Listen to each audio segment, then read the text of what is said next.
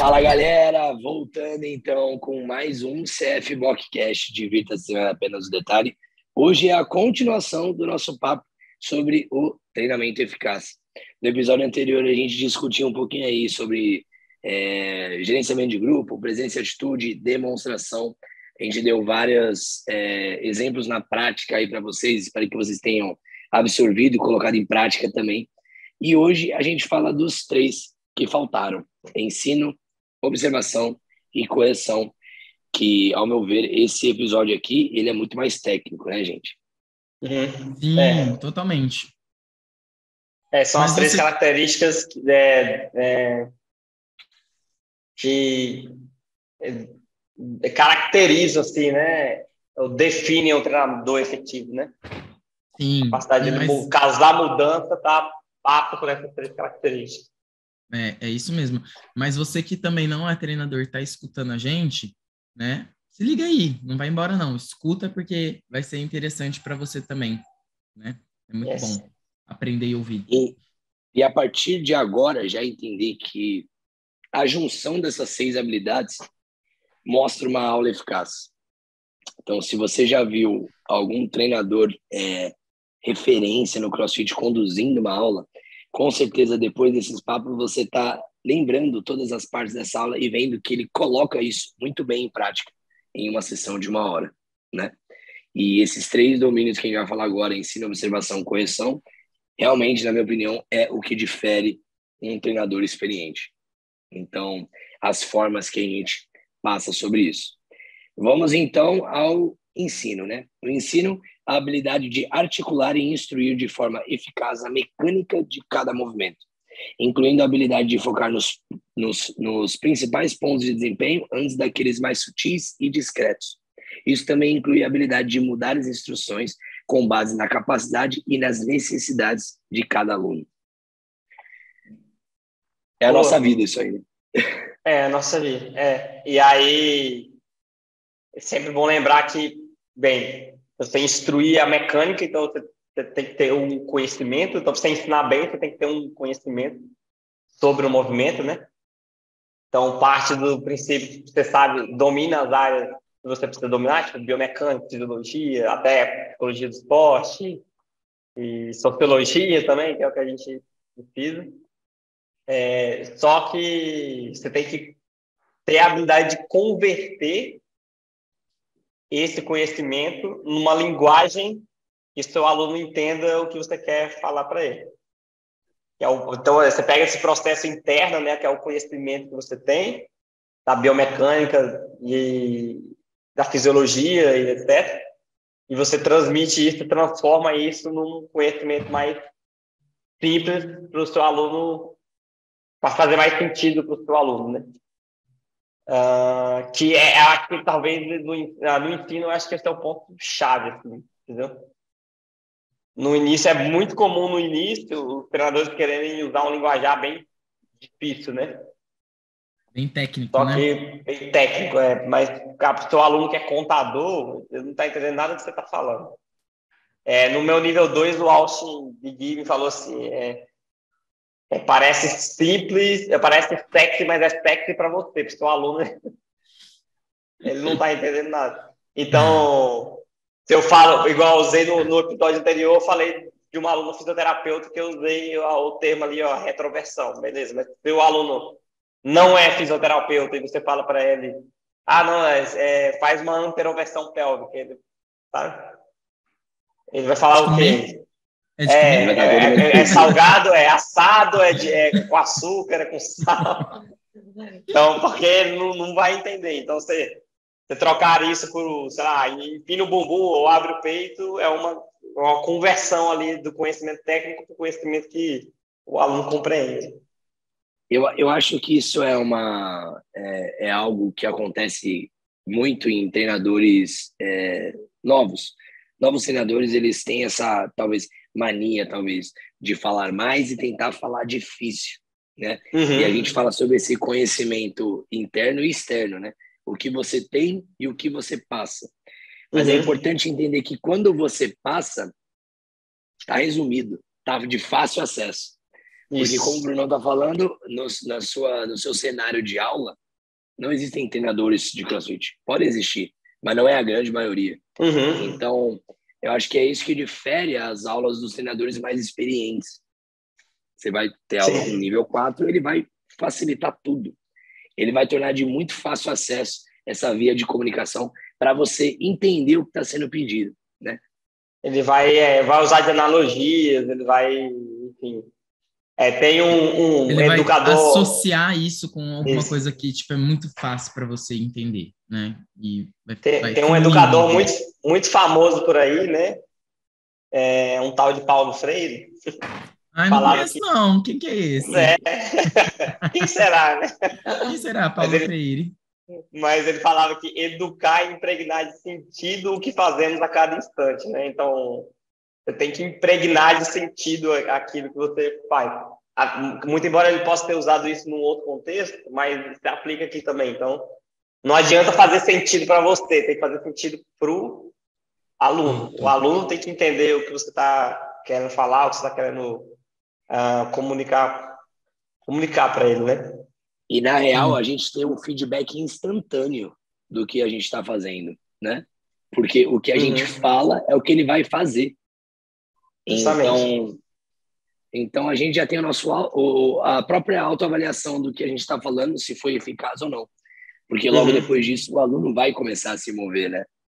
Total. Uhum. E aí vai lá, Gão, manda abraço. Não, é que o Rafa falou disso de a gente fala, né? E o aluno já faz o que a gente faz. Mas só que existem várias formas de se ensinar uma coisa, né? Às vezes a gente não precisa nem falar nada para o aluno, né? Apenas a gente só mostra alguma coisa para o aluno e o aluno, né, tem a habilidade, a incrível habilidade de ver e fazer igual, né?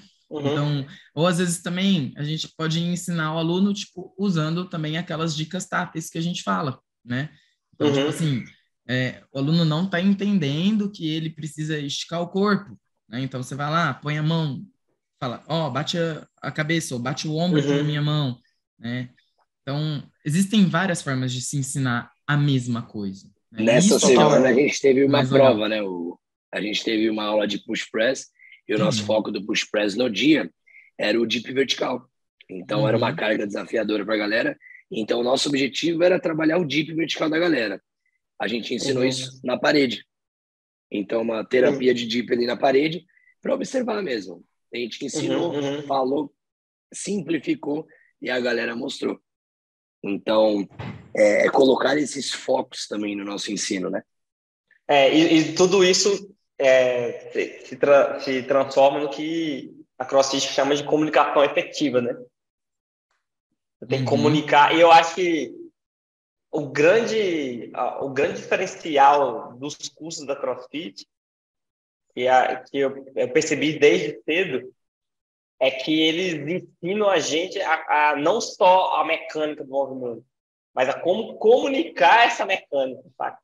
Então, Aham, o curso de sim. treinador de nível 1 e mais aproximadamente um curso de treinador de nível 2, ele fala para você, não, se você quiser comunicar que o dip tem que ser vertical, você vai usar essa dica, tá? Porque eu lembro, no meu curso de educação física eu aprendi muito sobre mecânica e tal, etc. Mas talvez eu acho que tenha, na parte de condicionamento físico de academia, né, tenha faltado isso, tenha faltado eu aprender não, beleza. Até para uma rosca bíceps mesmo, por exemplo. Uhum. Você vai ensinar uma rosca bíceps para o Básico, seu né? aluno que faz o movimento errado. Como que você comunica para ele que aquilo está errado, que ele tem que mudar a posição do cotovelo dele? E, na verdade, essa comunicação afetiva, ela se aplica para qualquer coisa. Então, se você for ensinar um basquete, ginástica, natação, etc., e você aprende um linguajar que seu aluno entende ou usa ferramentas, né, que o aluno entende o que você está falando, isso vai ser muito mais fácil para o aprendizado do aluno. Tá? Sim. Quanto Com mais certeza. simples, melhor, né? Quanto mais simples, melhor. Existe também alguns exercícios que a gente pode fazer para melhorar a nossa comunicação. Tá? Eu acho que o Rafa vai lembrar desse exercício que foi compartilhado pelo Todd O'Kill. Então, O exercício do episódio anterior, eu lembro que eu criei um dia que eu estava fazendo como uma dinâmica com meus treinadores quando eu trabalhava lá em BH. Não sei se outra pessoa criou isso antes de mim, assim, mas eu fiz. Se alguém criou antes, pede aí os direitos autorais. Agora, esse eu conheço. Esse eu conheço os direitos autorais, que é o Todd O'Quilton, né? Então, acho que depois você pode até disponibilizar esse artigo aí, via link, alguma coisa. A gente solta pra galera aqui, a gente coloca ele na tela aí, porque é um artigo do Next Level Coaching, né? Next Level Coaching. Então, você vai dar uma aula para os seus alunos com todos eles primeiro com os olhos vendados. Então, isso vai melhorar muito a sua habilidade de descrever de maneira precisa o ensino, para que todo mundo entenda o que precisa fazer. Depois você vai dar uma aula para os seus alunos, todo mundo com um tampão de ouvido. Pode ter esse fonezinho aqui que está na moda, ele é bem potente para não escutar o que as outras pessoas estão falando. Então, você bota uma música alta lá nele, e aí você vai dar aula para um grupo de alunos, todo mundo com fone de ouvido. Isso vai melhorar muito a sua capacidade de demonstrar como que o movimento deve ser feito, não olhar para você e tentar imitar ali precisamente. E aí depois você pode pegar um grupo de alunos que um vai estar com fone de ouvido, o outro vai estar com um tampão no olho, com os olhos vendados, e outro vai estar normal.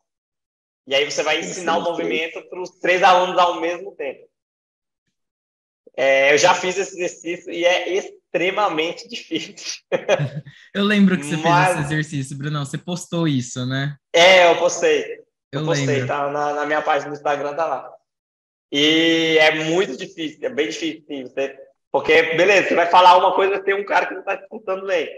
Que às vezes pode imitar de uma maneira longe como que cada aluno seu aprende. Então, da mesma maneira que um aluno aprende pelo visual, o outro aprende pelo verbal. Uhum. E o outro aprende pelo tátil. Então, você vai ter que criar uma maneira ali de comunicar efetivamente para todo mundo. E uma outra coisa que eu fiz foi extremamente difícil, foi ensinar um movimento que não era do CrossFit nessa situação. Então, sei lá, eu fui tentar ensinar uma estrelinha. E foi horrível, sabe? Eu não conseguia comunicar como que os alunos tinham que posicionar a mão.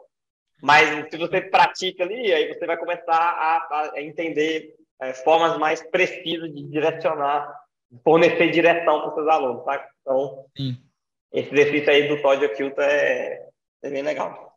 Nossa, top demais. E ainda falando sobre ensino, né? A CrossFit, Bruno, você é um seminar staff. Uhum. E você consegue ver a diferença entre ensinar para alunos e ensinar para treinadores? Você consegue sentir isso? Sim, sim. Existe uma diferença de você ensinar para alunos e para treinadores. Para o aluno, em regra geral, igual a gente falou antes aqui, o linguajar tem que ser mais simples. Então, quanto mais simples, quanto mais analogias você utilizar, melhor, sabe? Brincadeira, né? Porque na didática tem aquele que a gente falou no episódio anterior, mas a questão do domínio afetivo, né? Então, o domínio afetivo seria a presença e atitude. Então, quando você ganha o aluno pelo domínio afetivo ou pela presença e atitude, aí fica mais fácil de se abrir para você. Então, você tentar ganhar mais o aluno por esse domínio afetivo é sempre importante. E para você ensinar para treinadores, a Lisa Ray usa a expressão de você ter um guia de turismo sobre o movimento, né? Então, agora percebe como seu calcanhar, como você tem que deixar seu calcanhar no chão. Uhum. E agora estende, empurra o calcanhar para o chão. Então, e às vezes você usa um linguajar mais técnico para fazer mais sentido para aquele grupo, sabe? Sim. Então, você entender como que o treinador tem que perceber, porque ele tem que sair dali com uma percepção muito boa de que é o movimento, porque depois ele tem que transmitir isso para os alunos, tá? Uhum. Então, essa questão da percepção na hora de treinar treinadores é ainda mais refinado, né? Ele não pode sair com uma dúvida sobre como que é colocar o peso no calcanhar, tá? Ou como que é você manter uma coluna neutra. Então, no último level 1 que eu ensinei em Aracaju, cara, tinha um menino que tinha dificuldade de manter a coluna neutra e ele saiu assim, nossa senhora, tipo, com as costas, sabe? Fritando. Agora ele falou assim, agora eu entendi o que é uma coluna neutra, né? Então eu fiz ele entender o que é pela percepção e agora ele vai voltar para o box dele e quando ele for cobrar dos alunos dele, ele vai cobrar a mesma coisa, porque ele percebe o que é claramente uma coluna neutra, sabe? Então é mais ou menos essa efetiva, né? Uma mudança efetiva e positiva.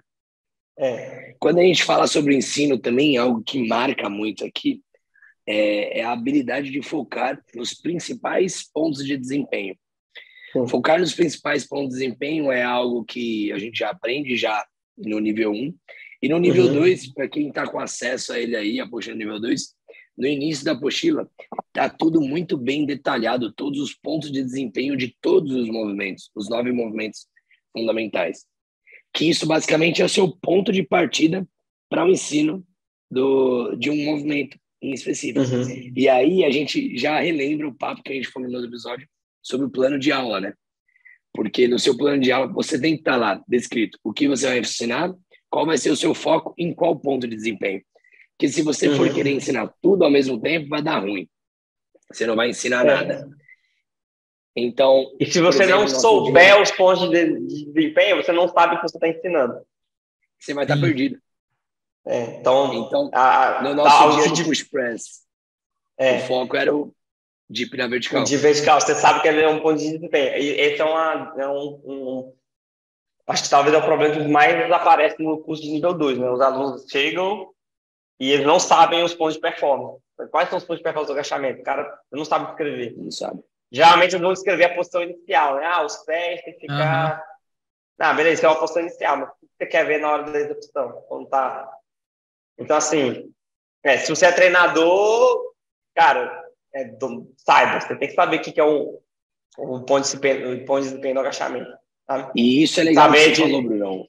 Entender que posição inicial é uma coisa, ponto de desempenho é outra. Ponto de desempenho é tudo entre a fase dinâmica do movimento. Do movimento, justamente. Exatamente. Então, assim, tem que saber isso de trás para frente, de frente para trás, de um lado para o outro, embaixo d'água, no ar. Tem que ter noção quais são os pontos de performance. No início, para o treinador que é iniciante está escutando, não é fácil você memorizar. Então, você não precisa se cobrar de uma maneira assim, nossa, eu tenho que saber isso amanhã, tá? Porque você saber isso não é fácil mesmo, não. O que você tem que fazer é todo dia dar uma lida. Pronto, você vai ensinar um overhead squat, vai lá na postura de nível 2, na página 3, eu acho, 2 ou 3, está lá descrito, você estuda. O ponto de desempenho é esse aqui, a barra no ponto frontal e uma boa posição de overhead, né?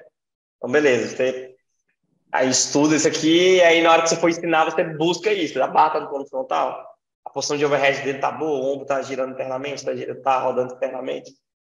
Então, saibam os pontos de performance. O seu ensino vai ser direto, porque está focado em um ponto, e com certeza você vai ver um progresso melhor nos seus alunos, que eles também vão ter só um ponto para focar na melhora, né? Então, isso é legal se atentar.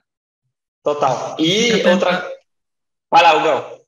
Não, eu ia falar que fica até mais interessante, né, quando você quando você expõe esses pontos dentro da aula mesmo, falar para eles assim, galera, o nosso foco de hoje, né, é manter as costas retas quando a gente dobrar o joelho, né? E aí isso fica mais fácil para eles visualizarem e também na próxima aula que a gente tiver, a gente foca em outra coisa.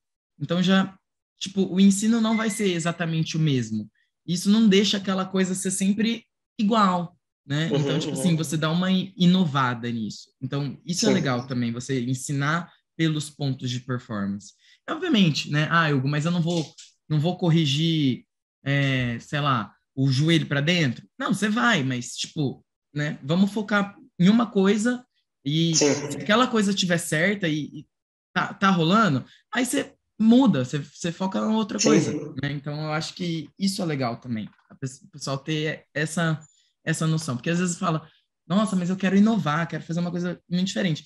E às vezes, realmente, não dá para fazer uma coisa muito diferente, né? Mas se você trabalhar os pontos diferentes em aulas diferentes, porra, quantos pontos a gente tem em cada movimento? É muito ponto. É bastante coisa. bastante coisa. Então, isso é legal. E outra coisa importante para o treinador de CrossFit é saber as progressões, né? Principalmente, assim, quais movimentos fundamentais têm progressão e quais são as progressões de cada movimento. Então, qual que é a progressão do push jerk? Qual que é a progressão do sumo deadlift high pull? Isso é uma coisa que você tem que saber. Não que você tenha que só possa usar aquela progressão. Você pode criar uma progressão, né, para você. Mas aquela é a base. Aquela é a base e que ela vai te dar uma direção como treinador do porquê que você usa cada progressão. Então, só relembrando, a progressão. Foca no simples. A progressão é uma forma de você quebrar o movimento em partes, para você fazer seu aluno focar em um ponto de cada vez, para quando ele for fazer um movimento completo, isso faça mais sentido para ele. Ele consegue colocar tudo junto e entender o movimento melhor. Então, no push press, você tem o deep and hold. Você só segura na posição de deep. Isso vai servir para fazer ele entender o tronco vertical e a profundidade do deep, né? Que ele não precisa descer tanto. Então, então você foca e corrige ali. Depois você vai fazer o deep, o drive lento, para ele entender esse mesmo movimento, essa mesma posição do tronco em movimento agora, e para ele lembrar onde que é a extensão completa de quadril dele. Então, ó, quando eu travar meu joelho aqui, apertar meu bumbum, aqui é a minha extensão final de quadril. Depois você vai para o deep drive rápido. Então, agora você vai fazer o seu aluno ter aquela mesma percepção na velocidade real do movimento. E aí você vai para o push press, movimento completo, e aí você foca em estender o quadril antes de empurrar com o braço. Então, você usa essa progressão para quebrar o movimento e fazer o seu aluno entender as partes mais simples para depois entender as partes mais complexas. Tá? Isso aí. Diquinha, a CrossFit lançou um curso, Teaching Movements. Tipo assim, galera, é muito bom. Se você quer... porque o legal desse curso é que não é só os 9 movimentos fundamentais, né? Então, assim, faça. Ele é muito bom para você aprender, para você pegar, roubar dicas, né? Então, assim, faz. É muito legal mesmo. E no final do curso ele fornece, né, um planinho lá com dicas, com progressões para vários movimentos. Sim. É muito legal. E igual eu falei, se você for criar uma progressão, você tem que entender o que cada parte da progressão que você está criando quer ensinar para o aluno.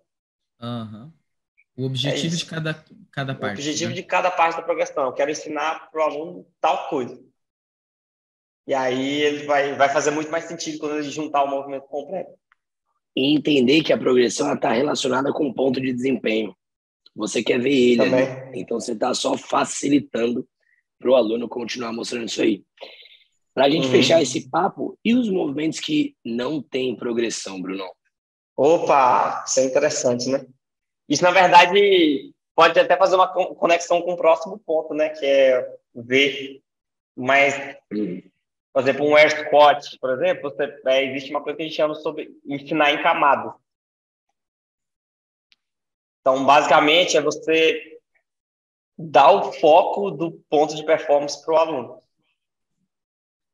Então, você fala para o aluno, a gente vai fazer um agachamento, esse é o agachamento, você vai demonstrar. Agora eu quero que nesse próximo agachamento, foque nisso aqui, ó, meu quadril, olha como é que ele vai para trás enquanto eu desço, olha para o meu quadril.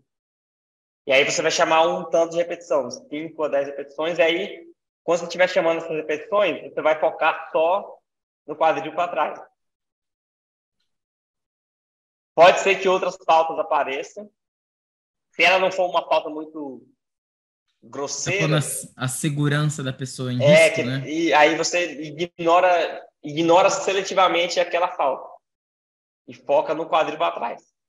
Entendeu? E aí você vai fazendo isso para todos os movimentos. Isso é legal entender, porque assim, novos treinadores podem ver que parece uma missão impossível, talvez, ensinar um squat dentro de 10 minutos. Não é impossível. Você usa esse ensino por camadas, né?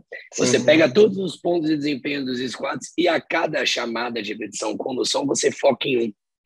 É coluna, é joelho, é amplitude. Então, o joelho tem que seguir a ponta dos pés. Então, você tem muita ferramenta ainda para usar e criar progressões durante o ensino, mesmo nos movimentos que não tem progressão. Então, eu acho que a maior dica que fica é foque nos pontos de desempenho, né? Foca quantos bons desempenhos e aí facilita a sua vida, né? Tenta ver uma coisa de cada vez. Sim. Que, na verdade, se conecta com o próximo ponto, né? Que é ver. Que vamos para ele. Vamos para ele. Observação. Observação, então, é a habilidade de discernir a mecânica correta do movimento, da incorreta. Identificar tanto os erros grosseiros quanto os erros sutis dos movimentos, mesmo o atleta estando em movimentos estáticos ou dinâmicos. Então, essa é uma habilidade também que a gente melhora todos os dias, né? A gente vê movimento todos os dias. Sim.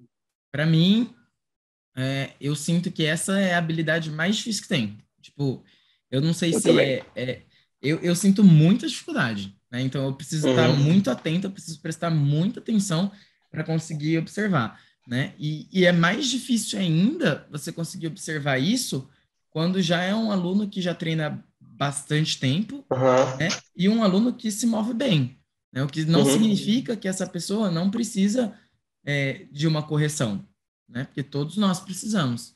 Então, tipo, eu sinto muita dificuldade nisso. Já estou aqui me entregando para todo mundo. Você pode até ver que quando eu estiver dando aula, se você for prestar atenção em quando eu estou dando aula, né? Quando eu passo por algum aluno e eu paro, eu fico lá olhando, tipo, eu não fico olhando uma repetição, às vezes eu fico olhando umas 5 repetições. Sim, porque, tipo, é difícil ver, né? E ainda mais quando o cara tá fazendo aquilo lá na velocidade do odd, né? Para ver uma coisa, uma falha sutil, nossa, é praticamente impossível. Então você precisa ver mais do que uma repetição mesmo, né? Sim, total. Então é a maior dificuldade que eu sinto. E aí, para isso, você tem que ter, primeiro, igual a gente falou no início, conhecimento sobre o movimento, ou seja, tem que conhecer o que é bom, o que pode dar errado.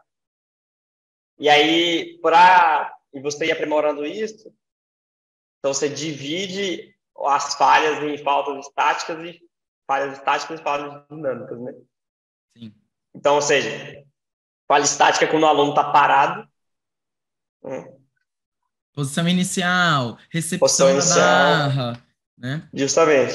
Posição inicial, recepção, posição final. Tudo isso são falhas estáticas e falha dinâmica é na hora que o aluno está em movimento. Então, para o treinador que está começando, reconhecer as falhas estáticas é bem importante. Tá?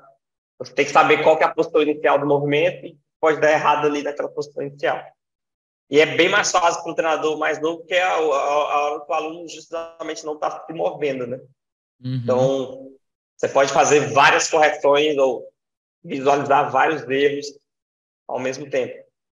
Exercíciozinho que os treinadores podem fazer é botar um grupo de treinadores ali, uma posição inicial do deadlift. Aí você pede para os alunos fazerem erros aleatórios e, às vezes, um treinador mais experiente só fala assim, ó, qual que é a posição ali que está fora do lugar, e aquela, entendeu? Com o cara parado ainda. Então, isso vai fazer você melhorar a sua habilidade de treinador. Você começa a fazer isso com uma pessoa, depois aumenta para 2, aumenta para 3, vai aumentando a sua habilidade de ver o movimento rápido, né? E as falhas dinâmicas... Fica em cima do conhecimento, né, Bruno? É o que você falou. Fica em cima do conhecimento. Você precisa saber qual que é a posição inicial do deadlift. Sim, justamente. Para você ser direcionado ali, ver a galera paradinha e entender onde o ombro tá, qual que é a base, qual que é a pegada. E pro treinador mais novo, cara, sempre ter uma ajuda de um treinador mais experiente é muito bom, cara. Eu lembro no meu começo que eu não conseguia perceber no deadlift quando o aluno fazia aquele erro de subir o quadril, não subir o ombro, né? Quadril depois do faz um Steve. Então, e aí eu vi um treinador mais experiente que eu corrigindo isso, eu falei assim, agora eu entendi. Porque eu tinha visto o movimento, para mim estava lindo, né? Tipo, perfeito. Mas depois que ele deu o ponto de referência, aí eu entendi. Então, assim, identificar quando o aluno está parado, e aí nas fases dinâmicas a gente vai ter os movimentos que acontecem durante a execução, né? Então, o aluno iniciar o agachamento com o joelho para frente, ele empurrar a barra antes de estender o quadril, ou ele não estender o quadril no jerk, ou no snatch, ou no clean. Ou ele, às vezes, puxar antes no pull-up, né? Puxar antes da extensão do quadril, isso é uma falha dinâmica bem comum.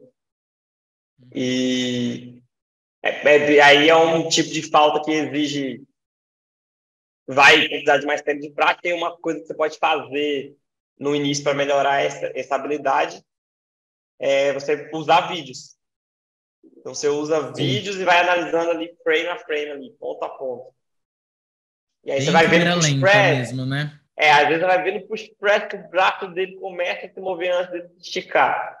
Aí você fala assim, em câmera lenta eu peguei.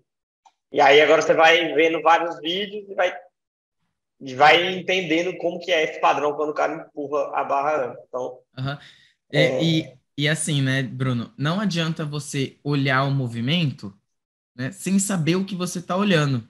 Yes. Tipo assim, a pessoa tá lá fazendo um negócio, você tá olhando tudo aquilo que tá acontecendo, mas você não tá olhando, você não tá procurando aquilo que você quer ver, você não vai ver nada, né? Então, assim, se você quer ver se a pessoa tá empurrando a barra antes de estender o corpo, é isso que você precisa olhar, né? Você precisa prestar atenção nisso. Você não pode ficar prestando atenção no movimento ao todo, porque aí fica realmente difícil para você ver, né? Então, totalmente. essa é uma dica boa que É eu uma tenho dica importante.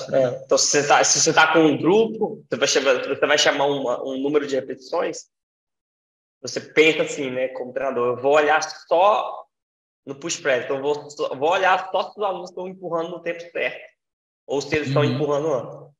E aí você foca só naquilo e esquece do resto. Isso é bem difícil, tá, galera? É bem difícil, porque nossa natureza como treinador é de corrigir. A gente quer corrigir. Então, às vezes a gente vê outra coisa acontecendo e a gente se perde. E eu falo assim, é difícil até... Eu estou ensinando aula tem muito tempo, igual eu falei lá antes, 9 anos, e até para mim hoje é difícil, sabe? Manter o foco naquilo que eu me propus. Mas vai melhorar muito a habilidade de treinador. Porque se você está procurando só a extensão de quadril para depois empurrar com o braço, aí você vai conseguir ver uma coisa só.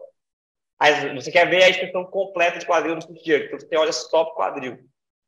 Esquece o resto. Aí depois você vai para o próximo aluno, olha só o quadril, esquece o resto. E aí você vai melhorando a sua habilidade de ver falta. Quando você se tornar um treinador mais experiente, você vai fazer o mesmo processo, só que a diferença é que sua experiência vai permitir que você faça assim. Beleza, estou vendo aqui se o Hugo vai empurrar a barra antes.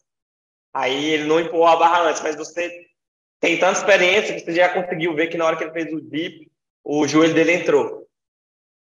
E aí você vai corrigir. Boa, Hugo, aqui, ó. Boa extensão de quadril. Agora aqui, ó. Tenta na hora que você empurrar seu joelho para fora. Então, mas isso vem com prática e com experiência, não tem jeito. É isso aí. Isso é importante. Top. Então, assim, outra... Na verdade, isso vai... Talvez se conecta com a correção também. Mas... Que é a nossa próxima. Nossa próxima e última habilidade. Mas é uma parada de... Se você tem um grupo de alunos na sua frente, então isso serve para ver e para corrigir. A gente entra quando a gente for falar de corrigir também. Mas você olha duas pessoas... É um exercício que você pode fazer, inclusive, tá? Quem tiver. Você olha duas pessoas na posição estática, vê se está certa a posição estática. Aí você vai chamar a repetição, você olha uma pessoa só. Uma pessoa. E aí, na posição de repetição, você olha mais duas pessoas.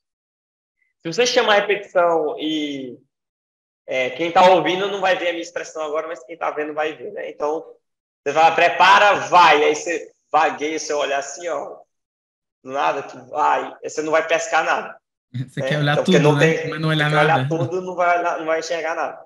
Então, na fase dinâmica, via de regra, você olha uma pessoa só. Porque é mais fácil ver uma pessoa quando ela estiver se movimentando. E aí você olha duas pessoas na posição estática, olha uma na posição dinâmica, olha duas na posição estática.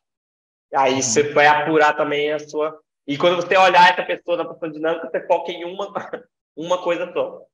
Né? E aí você vai melhorar o seu olhar como treinador. É isso. E olha que legal. Galera, você que está aí escutando... Rafa, deixa eu só falar um negócio muito importante.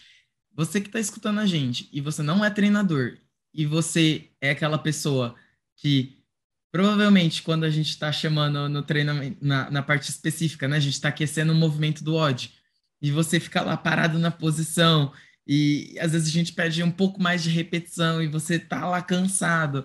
É por isso que a gente demora um pouco, né? Porque a gente tem que olhar todo mundo, né? E olha o tanto de coisa que a gente tem que fazer para que você faça o movimento certo e que você tenha um bom desempenho, né? Então, você que está na aula, né? Eu sei que essa parte de parar na posição inicial do deadlift é tipo, É cruel. é ingrata, né? Mas fica lá, fica firme, porque a gente tá olhando você, tá olhando todo mundo e a gente quer entregar, tipo, o melhor trabalho possível. Então, E é bom para você que é aluno também, porque você ficar parado ali naquela posição vai reforçar ali para a sua sim. aprendizagem motora, né? Aham. E é Então, aquela coisa também, né? Tipo, porra, você tá trabalhando toda a sua musculatura ali naquela posição parada, assim, sabe? Você tá ficando mais forte também, né? justamente. Então, é top. Muito bom isso aí. Massa.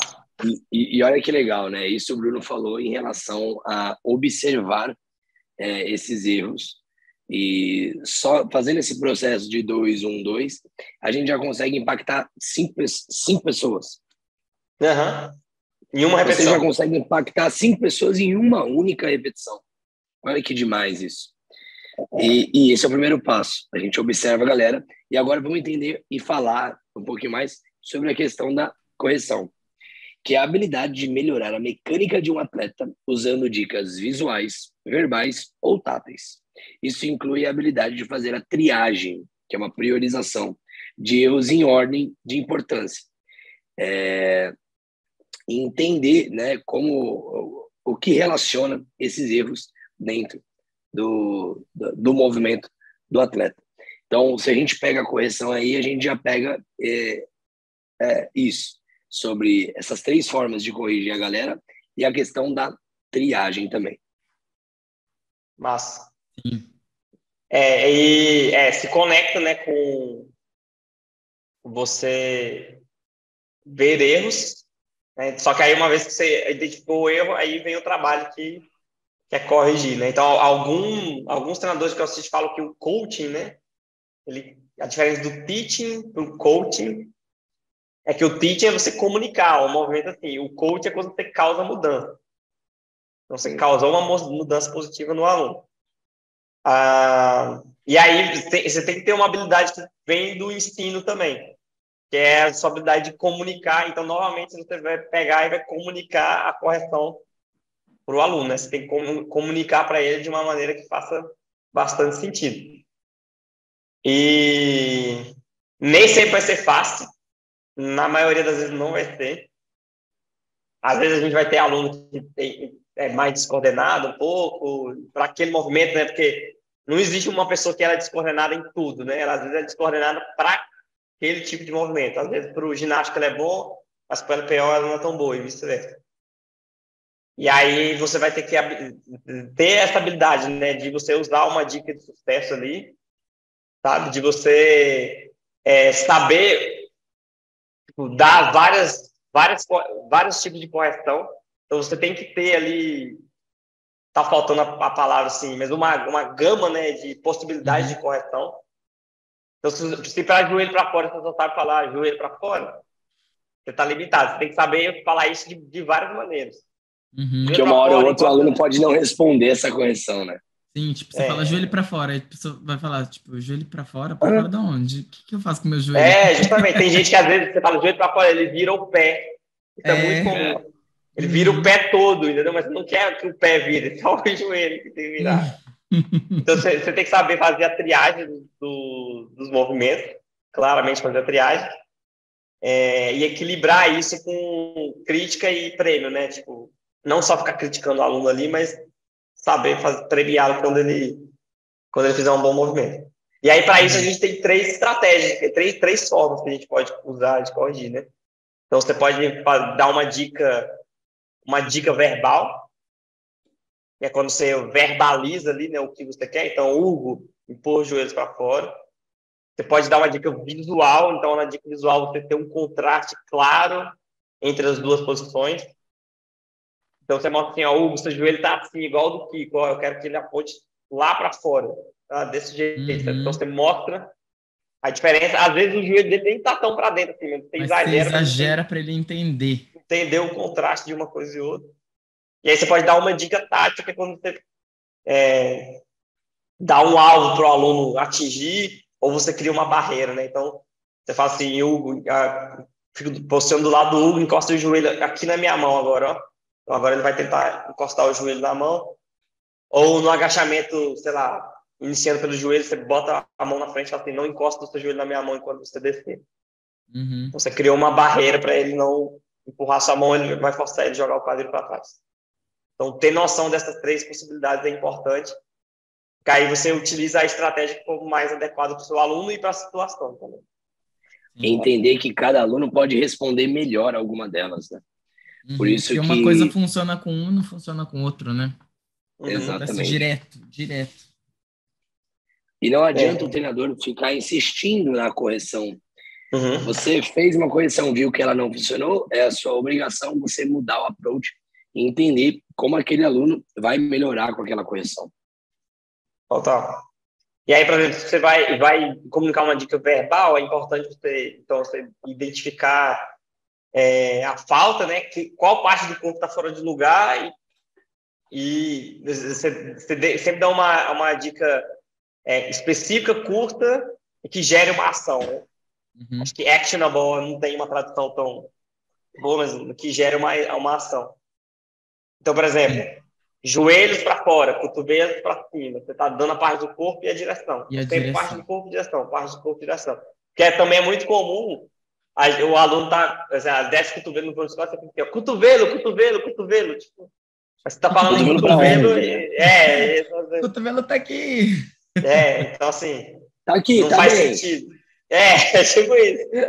Não, cotovelo para cima. Então, eleva seu cotovelo, dá a direção. E quanto mais simples ela for e curta, melhor, porque significa que você vai levar menos tempo para fazer a correção. Até porque em certos momentos você não vai ter muito tempo. Então, usando aquele processo que o Bruno falou de 2-1-2, né? Primeiro, se você não tem base do ensino, você não tem conhecimento do movimento. Se você não tem base da observação, você não sabe para que olhar. Então, entender primeiro que você tem que estar bem afiado no ensino e observação para você ser impactante na correção. E por muitas vezes, nesse tempo de pausa embaixo, você não pode gastar muito tempo para arrumar uma posição. Então, é ser direto, utilizar das 1001 formas aí que você pode fazer para talvez melhorar uma posição estática. Foco na dinâmica, né? Porque as dinâmicas com certeza são mais difíceis de se corrigir pelo tempo de repetição, ainda mais o nível do atleta, né? Total. Sim. E até entrei uma coisa na minha cabeça, com isso que você falou, perdi minha linha de raciocínio aqui, mas falando disso, da velocidade mesmo de que as coisas acontecem dentro de um odd, por exemplo, e a gente precisa corrigir isso muito rápido.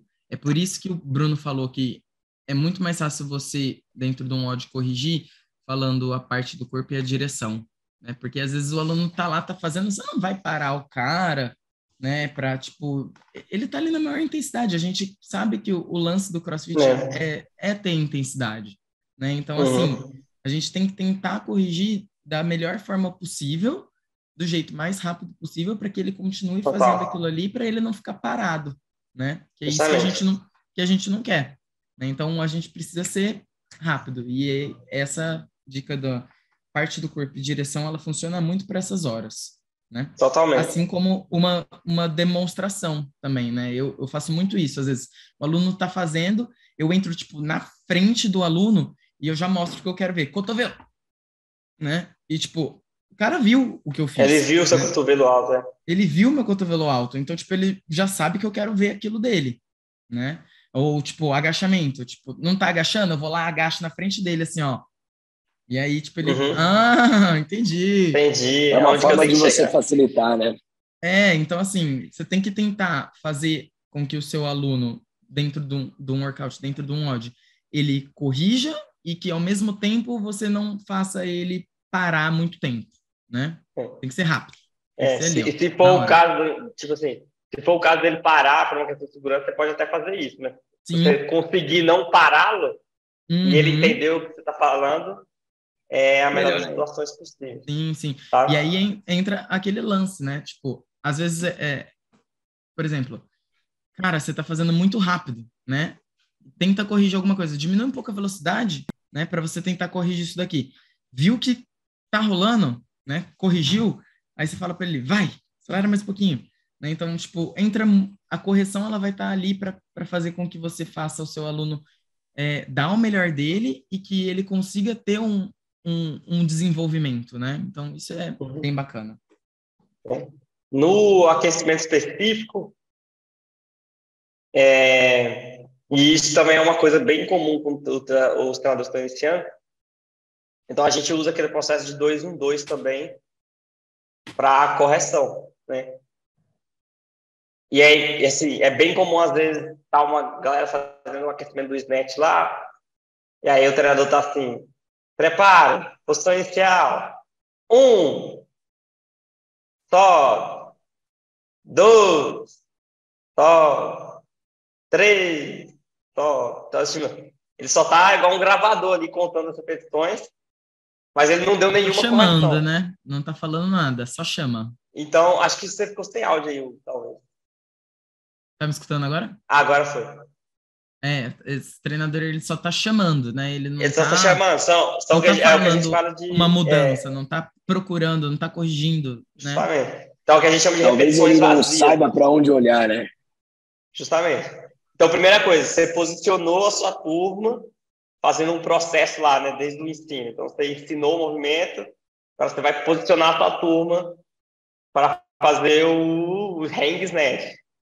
Então, você vai começar com a barra em cima do joelho. Então, todo mundo barra em cima do joelho. Aí você vai ver. Aí, na posição estática, você vai olhar 2 pessoas. Então, Rafa, abre o peito mais. Hugo, empurra seu joelho mais para trás. Dei 2 dicas estáticas. Aí, vou chamar a repetição. Vou olhar falta de novo. Vou olhar só se o Breno está estendendo o quadril. Meu foco é a extensão de quadril. Prepara, vai. Aí eu olhei para o Breno, vi que ele não estendeu o quadril. Puf.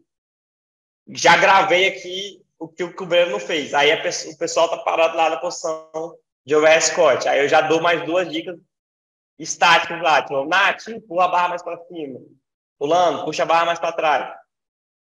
Então, eu já falei com mais 2 pessoas. Subiu. Aí eu vou e comunico com o Breno. Breno, então eu quero que você pule mais alto. Ou então você dá uma dica visual. Você está fazendo assim, eu quero que você faça assim. Beleza? Vamos lá, posição inicial. Aí você repete o processo. Pulando, aí olha, verifica, né? Porque se você fez a correção, às vezes uma falha comum você dá a correção e mover para o próximo aluno, né? Então, se você fez a correção, você tem que ver se aquela dica funcionou. Pô, o Breno apertou a extensão do quadril. Porra, Breno, bem melhor, cara. Você vai levantar 100 quilos hoje, hein? E aí você repete o processo para sempre, tá ligado? E então, aí, basicamente... vai lá, manda mais.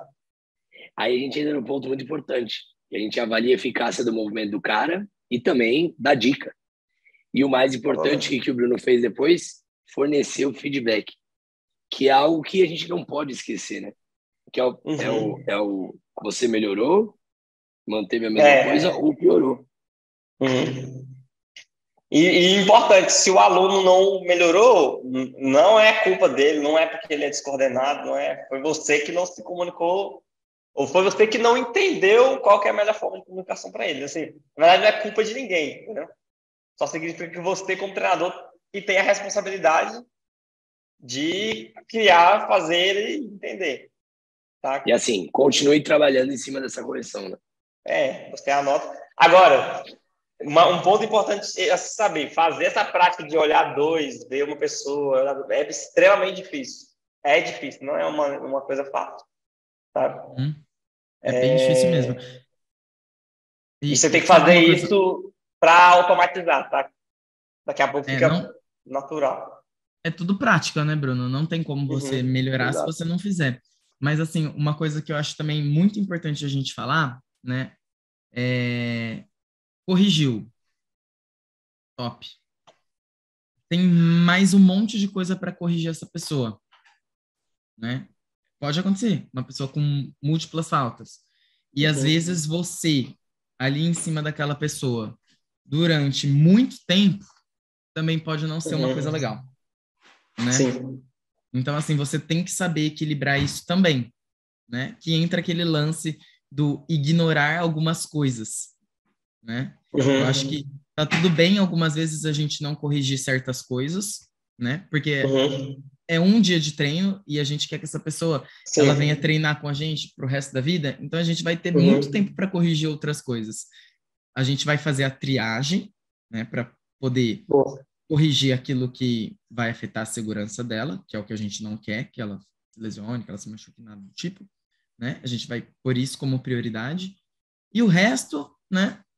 Amém. Deixa fazer, elogia aquilo que você corrigiu e que deu certo, né? Sim. E não se importe tanto com os erros menores, né? Porque aquela pessoa, ela já tá, tipo, dando o melhor dela para corrigir aquilo que você acabou de fazer, né? E às vezes você chegar para ela e tentar corrigir outra coisa, pode ser que, tipo, essa pessoa saia de lá um pouco frustrada, né? Então, é o overcoaching, né? Overcoaching. Isso também não é legal, né? Então, às vezes deixa as pessoas fazer um pouquinho errado, que tá tudo certo. Às vezes ela até vê outra pessoa fazendo ali, ó, e ela mesma se corrija, né? Não, então, assim, na própria aprendizagem motora, a gente entende que o próprio fato do aluno fazer com a intenção de melhorar, cria uma melhora no movimento, né? O que você vai fazer é o seguinte, então, você não vai dar uma carga para essa pessoa que gere uma falta de insegurança, né? E aí você vai entender que existem erros de segurança e erros de eficiência, e às vezes erros que são de segurança e ineficiência ao mesmo tempo. Mas, via de regra, para o aluno, principalmente mais iniciante, ela vai para todo mundo. Você vai focar nos erros de segurança. Então, aqueles erros de segurança você pode fazer. Ele está fazendo uma hiperextensão no push press. E ele está empurrando a barra antes. Então, você corrige a hiperextensão na posição final. E aí, agora você entendeu como é que posiciona a barra em cima da cabeça e como você controla o abdômen. Às vezes, igual você falou, Gão, na aula, ele vai começar a empurrar antes, mas tudo certo. Faz com que ele saia daquela aula entendendo a posição da coluna no push press. Nas outras aulas que acontecerem, aí você vai falar ali o erro de ineficiência, né, que você empurrar a barra. Isso aí. Dica, e é legal. Segurança em primeiro lugar. Vai pressa. E é legal também, eu sempre coloco uma responsabilidade em cima dos alunos também de avisar, dar o feedback também quando não melhorou. Mas, eu quero que você continue trabalhando nisso. Se ainda está descendo um pouquinho o cotovelo, me mostra ele mais alto. Foca nisso. Então, joga essa responsa para o aluno também, continuar com esse foco ao longo da prática, né? Total. É isso aí. Yes. Que papo massa, hein? Caraca, falamos um monte de coisa, gente. Top, hein? Esse podcast, você que tá aí escutando, caraca, tem muito conteúdo aí. Tem muito aprendizado aqui, né? Muito aprendizado. Se você tá em dúvida de fazer o nível 2, faça agora. Foi um curso que mudou minha vida. É um curso muito legal, galera, porque ele aborda muito sobre feedback em tempo real de coaching. Então, ele é muito bom, com treinadores mais experientes que você, dando feedback para vocês. Então, isso só faz a gente crescer. E foca no conteúdo, foca nos 6 pontos e faz uma autoavaliação do que você precisa melhorar de todos eles. Porque isso, com certeza, vai diferenciar a sua carreira do coaching. Total. Você falou um ponto importante da autoavaliação, isso é bem legal, e às vezes você até sair do seu conforto, pedir para um outro treinador avaliar, né? Isso é bem importante também para você evoluir como treinador, sabe? Pode ser não futuro tema de episódio, hein? Pode. Você ser avaliado por alguém, nossa, só para você ter uma ideia, a gente no staff, toda vez que a gente ensina lá um círculo, o Flow Master, né, do curso, ele vai olhar o que a gente está fazendo e ele sempre dá um feedback para a gente. Dá palestra do que a gente ensinou. E a gente nunca chega 100% confortável para o ensino. A gente sempre chega assim, da última vez eu precisava melhorar isso aqui, então vou trabalhar nisso, né? Pô, beleza, ele vai olhar, não, aquilo ali que você podia melhorar na outra vez, você já melhorou, parabéns, agora vamos trabalhar nisso, entendeu? Um processo que ele nunca acaba, Sempre você vai E que recebendo bom que feedback. nunca acaba, né? E que bom que nunca acaba, porque na prática, os alunos que estão ali na aula, eles sentem a diferença, né? No seu box, no seu afiliado, né? Eles sentem a diferença de que treinar com você é legal. Então, a gente é bem feliz aqui de receber o feedback aqui no Missão Profit, que, nossa, aqui você tem uma atenção muito boa para os alunos, vocês conseguem identificar o que a gente está fazendo errado, vocês conseguem falar isso, comunicar isso de uma maneira que seja engraçada. A vibe aqui é legal, né? Que é a presença de atitude. Ou seja, no final das contas, você só tem a melhorar com isso. Então, receber feedback de outras pessoas mais experientes é uma maneira de se melhorar também. Yes. É isso aí, Brunão. Ó, a gente tá fazendo isso falando do level 2, né? Do level 2, nível 2. Acho que é importante também a gente falar, né, que tem 3 cursos que, antes de você fazer o nível 2, seriam interessantes para as pessoas fazerem, né? Que é o Lesson Planning, o Spot the Flaw e o Scaling. São 3 cursos da CrossFit mesmo, né? Uhum. Você entra lá no site, são cursos online e eles são cursos que te ajudam muito também para a preparação do nível 2. Então, se você está pensando em fazer o seu nível 2, né, seria interessante você dar uma olhada nesses cursos antes, porque eles vão te preparar um pouquinho mais. Top, total. São cursos bem legais, tá, velho? São perfeitos. Agregam E é demais. isso. Yes! Uhul! Rolou, Valeu, hein? Brunão, Bruno, pela companhia. você foi a primeira pessoa a ter 2 episódios, hein? Aê! Demorei, mas já entrei. Cheguei Já entrou, chegando. chegou chegando. Gente, obrigado aí, meu, pelo convite. Nossa, é sempre muito bom falar com vocês e parabéns pelo serviço que vocês estão prestando para os treinadores do Brasil. Eu acho fundamental a gente ter essa comunicação de qualidade para os treinadores em língua portuguesa, com 2 treinadores experientes, 2 treinadores de nível 3, que estão ali no piso preto todo dia, né? Colocando em prática e melhorando os alunos. Então, obrigado pelo serviço que vocês estão fazendo aí. Tá bem legal. Imagina, tamo junto. Obrigado a Obrigado você, você por estar irmão. com a gente. Espero que vocês tenham Valeu. gostado, galera. Tamo junto e até mais. É nóis. Falou, Valeu. até mais. Uhul!